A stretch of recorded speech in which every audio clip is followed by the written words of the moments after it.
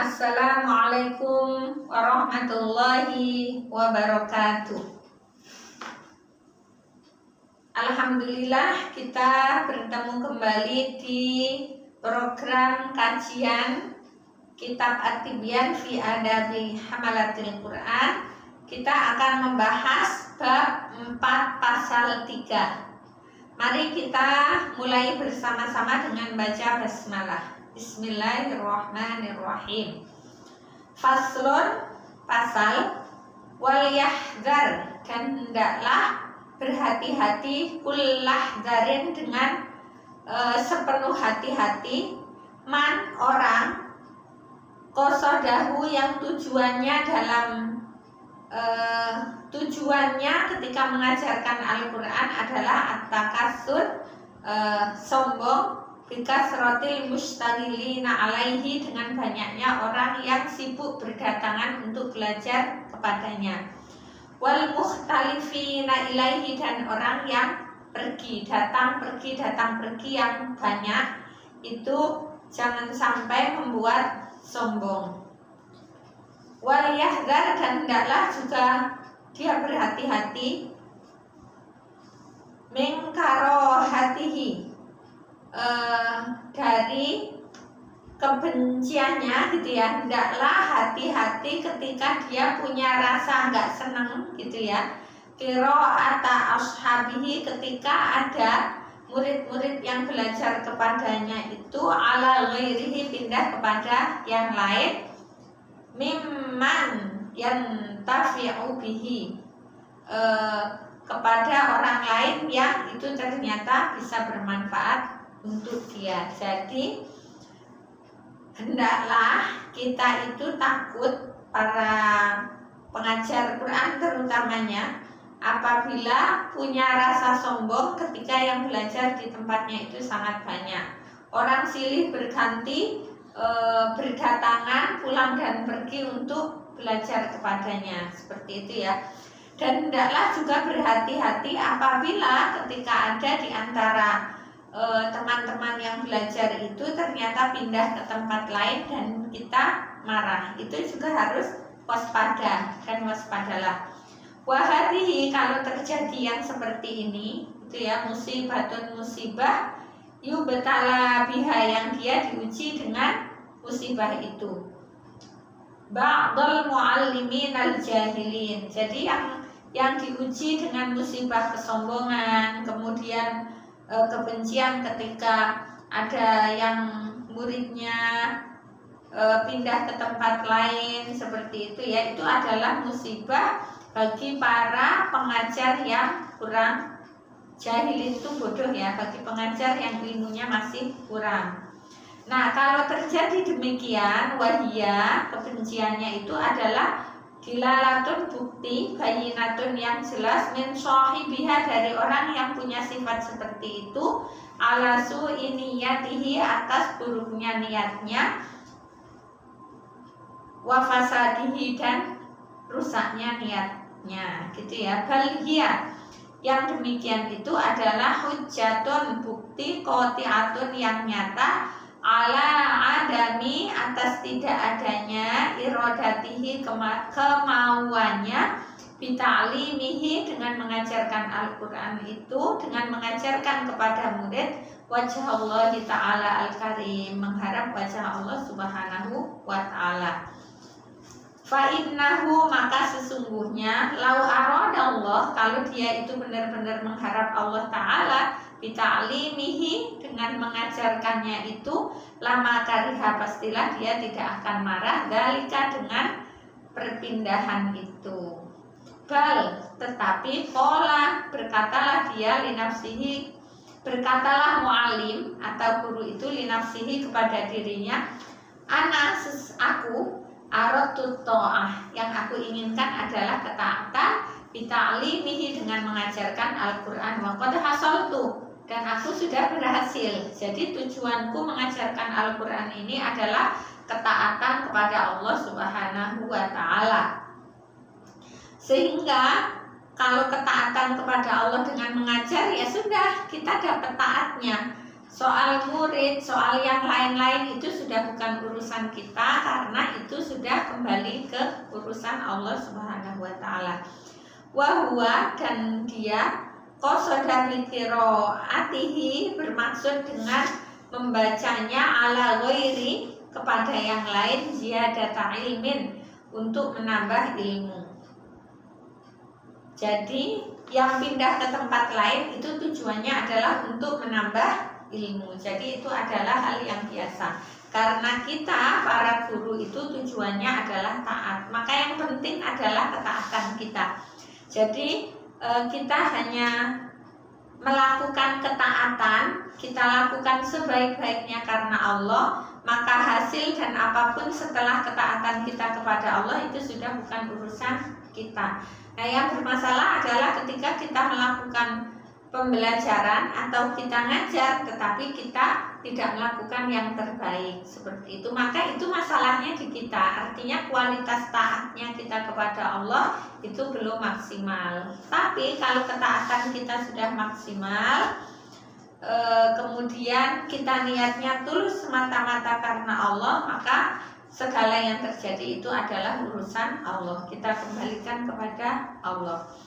Wa qad rawaina, dan kami riwayatkan fi musnadil imam, di musnadnya al-imam al-mujtama ala hifzihi wa imamatihi, yang sudah diakui hafidnya dan imamnya, yaitu Abi Muhammad ad-Darimi rahimahullah, an Ali bin Abi Thalib, dari Ali bin Abi Thalib radhiyallahu anhu qala, sesungguhnya Ali berkata, ya hamalatil Quran, wahai orang yang menghafalkan Al-Quran, i'malu, amalkanlah bihi, dengan Al-Quran. Fa innamal alim, maka sesungguhnya seorang yang alim adalah man amila, seseorang yang mengamalkan bima alima, dengan apa yang sudah dia ketahui, wa wafaqo, dan sesuai ilmahu, antara ilmunya, amalahu, dengan amalnya. Jadi hal yang penting bagi seorang alim adalah ketika dia mengamalkan apa yang dia ketahui. Kemudian antara ilmu dan amalnya itu sesuai, bukan amalnya ilmunya ABC ternyata yang diamalkan A setengah gitu ya. Tetapi antara ilmu dan amal itu sesuai. Wasayakunu, dan nanti akan ada aqwamun, kaum yahmilunal ilmi, mereka punya ilmu, la yujawizu taraqihim, tetapi ilmunya hanya nyampe di tenggorokan. Nyampe tenggorokan aja ilmunya. Yukhalifu, tidak sesuai amalahum, antara amalnya mereka, ilmahum, dengan ilmunya mereka. Kenapa? Karena ilmunya nyampe tenggorokan aja, nggak sampai ke amal. Watu khalifu, dan beda sarirotihim, antara dia dalam keadaan sepi, ala niyatihim, dengan dia dalam keadaan ramai.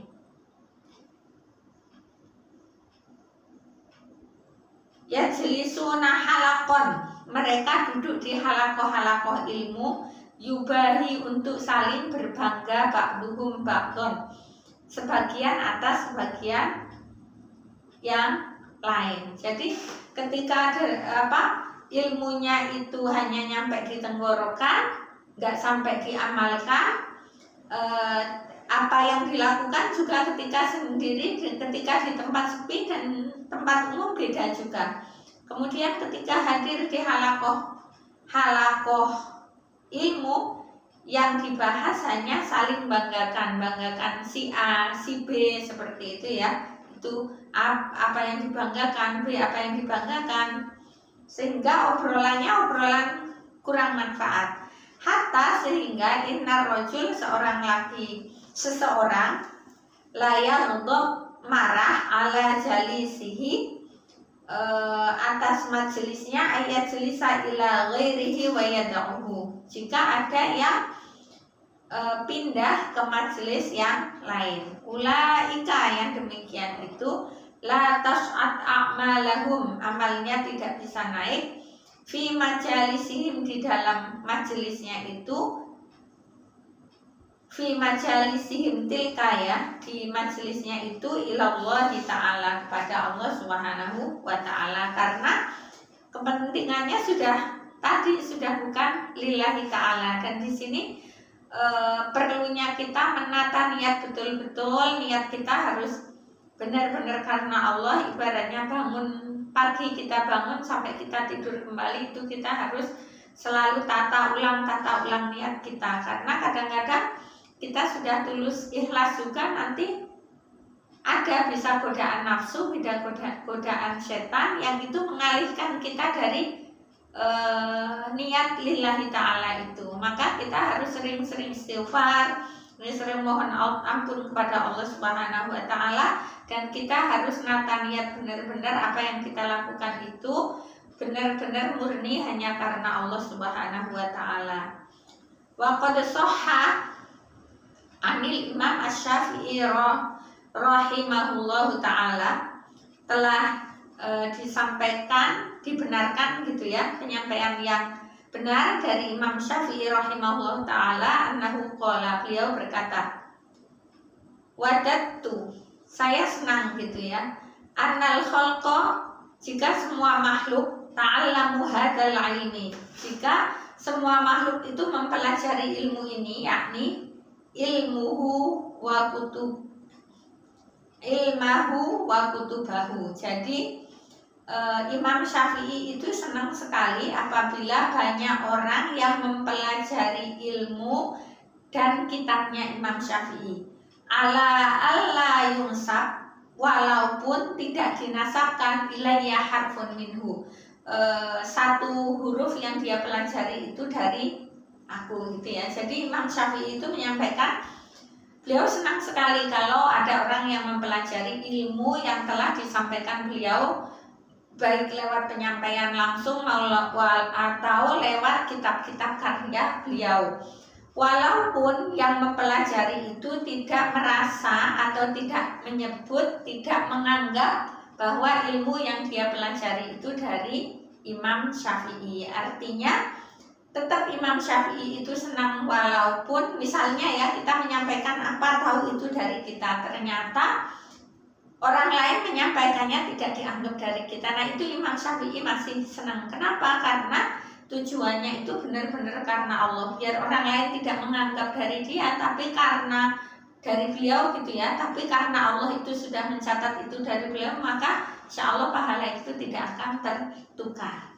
Nah itu adalah pelajaran buat kita semua. Ketika kita benar-benar nata niat kita karena Allah, maka segala sesuatu itu sudah gak ada urusannya dengan manusia.